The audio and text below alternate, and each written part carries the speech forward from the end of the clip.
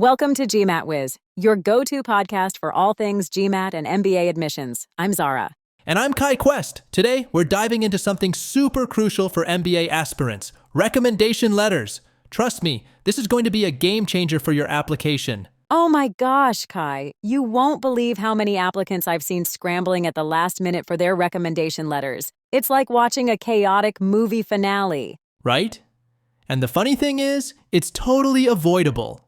Let's break it down for our listeners. When should they ideally start this process? So here's the deal. If you're applying for round one, which typically has deadlines in September, October, you should start as early as June or July. The minute those application portals open, boom, get in there. Speaking of applications, Zara, you know what's been a total game changer for many of our listeners? Wizako's admission essay services. Our team of IIM Calcutta and USC Marshall MBA graduates really knows its stuff. Absolutely.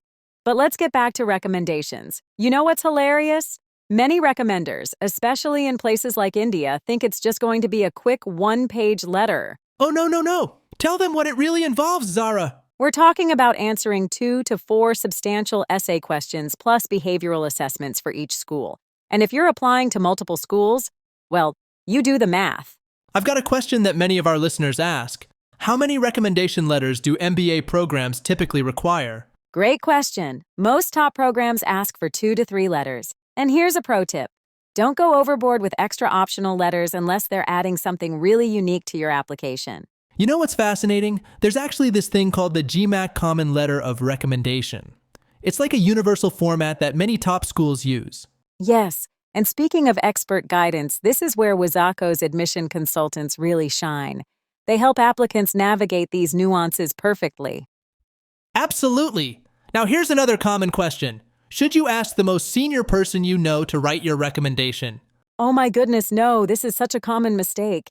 It's way better to have someone who actually knows your work well rather than some big shot who barely remembers your name. Truth bomb right there.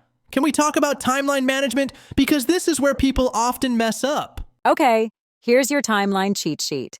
3 to 4 months before deadline, have those initial conversations with potential recommenders and prime them. 3 months before, share your materials including resume, potential talking points, and projects you have worked together with the recommender.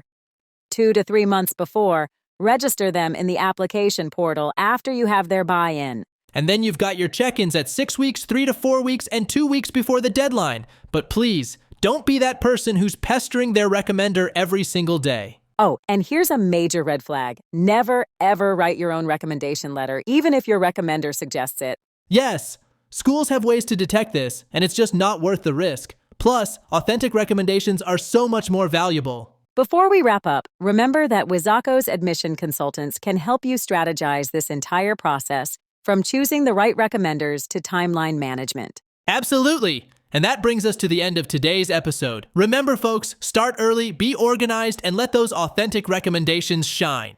Thanks for tuning in to GMATWiz. Don't forget to like, subscribe, and share if you found this helpful. Until next time. Bye, everyone. Keep crushing those MBA goals.